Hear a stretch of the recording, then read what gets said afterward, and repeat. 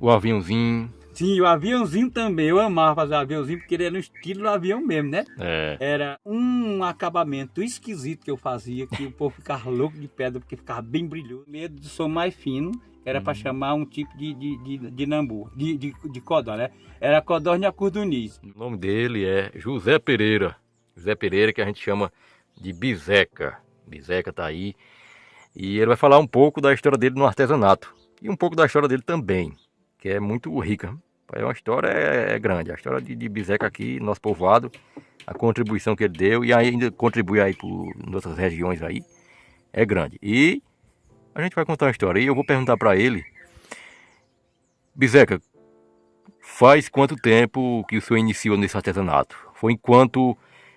Você começou com quantos anos? Diga aí. Junho, mais ou menos, eu comecei, eu acho que com... Eu disse que era quando eu me casei, mas eu lembrei que eu comecei ainda no Cafundu, onde eu morava. No Cafundu, né? Dentro das grotas lá.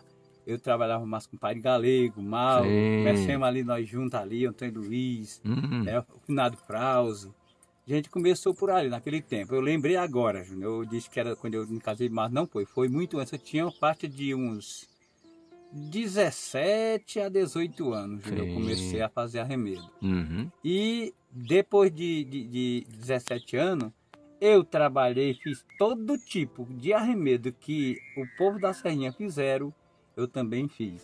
Fez isso aqui, né? Começou com esse, não foi? Quando eu comecei, Júnior, eu comecei com o que eu falei para você, que ele não é desse estilo aqui. Eu comecei fazendo violinha. Violinha, sim. Isso, que é um arremedinho pequenininho. Era um arremedo que quando a madeira não dava outro tipo de arremedo, o violinha era feito com esse restinho de madeira. Às vezes, pedacinho de madeira desse tamanho aqui, ó, daqui para baixo, ele dava um violinha. Ele dava um violinha. É.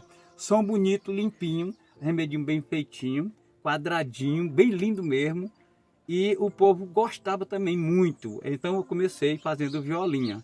Do violinha eu passei para isso aqui, que é o bico de pato, né? É, o bico que de o pato. Povo fala hoje bico de pato. É o bico de pato pequeno, né? Porque tem hoje o bico de pato grande, que né, desse daqui para frente, né, gente? É, isso aí já ainda é pequeno. Isso, o bico de pato era maior desse ainda. para frente aqui, o bico de pato pequeno ainda, esse aqui. Mas o grande, ele vai mais ou menos para aqui assim, ó. É por aí. É grande. E depois do bico de pato, então... eu comecei a trabalhar para o Adriano, que era o meu tio, e depois de muito tempo eu vim para a Serrinha, e foi o tempo que eu me casei, né? Aliás, em 1980, eu tinha 20 anos, casei e continuei trabalhando. Então, como eu fazia os arremedinhos bem feitinhos, com bom som, então os homens que compravam arremedo aqui, que era o Adriano, Mané Luiz, e com o Padre Belardo, né, que era padrinho do meu filho também, a gente trabalhava para ele. E cada um que quisesse o meu arremedo, porque eu fazia bem feitinho, com bom som, né? E aí mudei para fazer esse aqui, que antigamente era um arremedo grande. Era maior, né? Era um som do caramba de bom, né?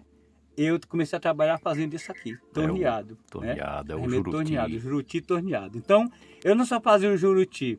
Quando eu comecei a fazer, eu gostava de... e testando, provando, sabe? Então eu fui mudando. Fiz o juruti, fiz o arremedo de rolinha, desse estilo aqui também, né? Pronto. O rolinha na minha época era esse aqui, ó. Era aí, desse tamanho mesmo, Era né? desse tamanho o rolinha. O juruti que eu fazia era desse tamanho. Por isso que o povo gostava, só gastava mais madeira. Era. Mas o povo gostava porque eu fazia caprichado.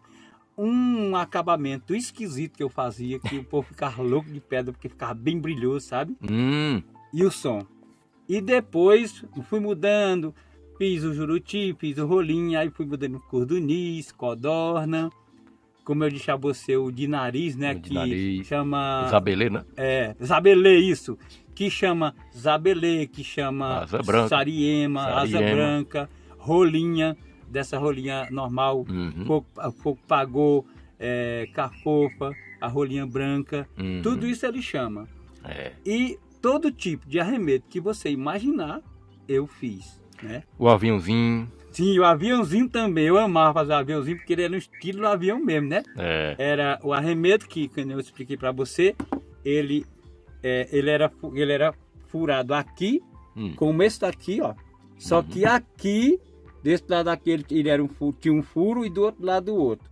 O aviãozinho, ele não era furado, Juninho, no centro que nesse daqui é furado. O aviãozinho ele era furado mais para um lado aqui, ó. E era? Era porque esse lado aqui era para fazer o arremedo do som mais fino, era para chamar um tipo de nambu, de codorna, né? Era a codorna e a cordoniz. E do outro lado era o som mais grosso, que era para chamar, parece que era, se não me engano, codorna, né? Codorna. Codorna que a cordoniz fica mais fino, né? É. Então aqui era para codorna e aqui do outro lado cordoniz. E furava aqui, furava aqui. Quando você cruzar aqui, você dava um cortezinho aqui, ó, no serrote, serrava um pedacinho até aqui, até chegar no cantinho que você furava. E outro aqui, ó, deixava só o biquinho para você fazer o modelo dele. E aqui embaixo você dava um corte aqui para ele ir para lá e outro para cá, para ficar a asinha, as duas asinhas aqui com um aviãozinho. É lindo demais. Era bonito. Lindo eu já vi um desses, mas não tem um. Eu vou botar uma foto aí que eu acho que pronto, eu tenho. você vai encontrar o aviãozinho e vai botar. Se tivesse aqui, eu ia fazer o morde dele aqui no instante. Mas está com muitos anos que eu trabalhei, né, como eu disse para você. E depois do arremedo, que a gente fez o arremedo, aí foi quando aí sim. Aí vem a nós história entremos na caneta. na caneta. Caneta, uma parecida com essa, né? Parecido com essa. É modelo, essa daqui, eu vou mostrar para vocês aqui. Numa foto que eu tirei, é o mesmo estilo da que Juninho fez aí, isso aí, Juninho também muito caprichoso. Eu vou tentar abrir aqui, olha aí, gente. Vê se dá para vocês verem aqui no vídeo, na foto, ó. Essas eram as que ele pediu para eu trazer e eu esqueci. Eu tenho elas em casa aqui, ó. Do tempo que eu fazia, tá mais ou menos com 10 anos ou mais. 10, tá com mais, tá com muito mais. 15 anos. Uns 15 anos que eu parei de fazer. Então, minha gente, o criador dessa caneta aqui, Juninho achava que fosse eu, mas não fui eu. O criador dessa caneta foi o nosso irmãozinho, que também é um craque no artesão, né? Mauro Francisco de Oliveira, que é irmão do meu cunhado, Paulo Francisco, sim, galego, né? Para que eu trabalhei muito tempo também, depois do meu compadre Belardo, que era uma pessoa que eu gostava muito. Trabalhei muito tempo também para o meu cunhado também, né? Para quem eu mais trabalhei foi para o compadre Belardo e meu cunhado galego, né? E a criação dessa caneta, o criador foi o nosso irmãozinho Mauro Francisco. E depois de um tempo ele parou de fazer, né? E como o arremedo deu uma fracada, então eu achei por bem, já que eu não tinha outro meu, eu trabalhava na roça.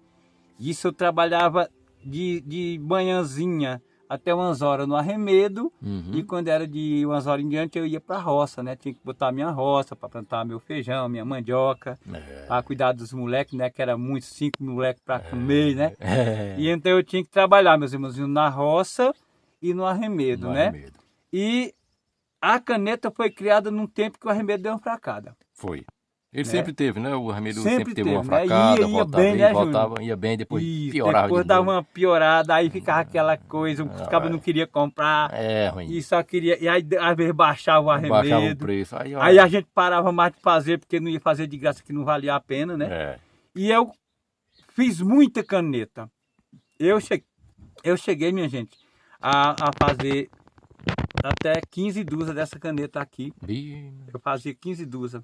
Não por dia, sabe? Eu fazia por semana, porque o difícil da caneta, gente, não é tornear. O difícil da caneta, eu acho que o Júnior vai confirmar isso comigo, é aqui, ó. É o furo. O furo O furo, ó. É o furo. Chega que eu já... Eita, que essa aí já tá estourada. É o furo da caneta, gente. Ó, e esse buraquinho aqui, quando coloca o grafite, né? Grafite que fala, né, Júnior? O refil, então, né? Isso. Aqui, minha gente, se você não souber, você perde todas as canetas, porque ela, se você furar aqui qualquer coisa torto, ela rompe aqui, ó, e vai sair de um lado. É isso mesmo. E tá perdida, né? Isso mesmo. E então, o povo me admirava porque eu inventei um negócio, sabe? Que eu furava, Juninho, bem furadinho, isso aí, ficava caprichado, certinho. Dificilmente eu perdia uma caneta, né? E eu vendi muito, o meu tio Adriano, ele comprava, levava para Caruaru, levava para outros cantos que ele vendia, né? E então essa caneta foi criada pelo nosso irmão Mauro Francisco. E foi uma coisa que ficou aí espalhada, ele parou de fazer. Aí depois Djalma continuou. Isso, continuou Djalma. Aí ele inventou. Djalma, esse aí é um pouco diferente. Esse estilo Esse aqui daqui foi. eu acho que foi ele que inventou. Foi ele que inventou, sabe? Pronto. Ele me ensinou a fazer. Isso aqui foi eu que fiz, ele me ensinou. Aí o sistema de colocar o bico dela é diferente. É, né, É. Júnior?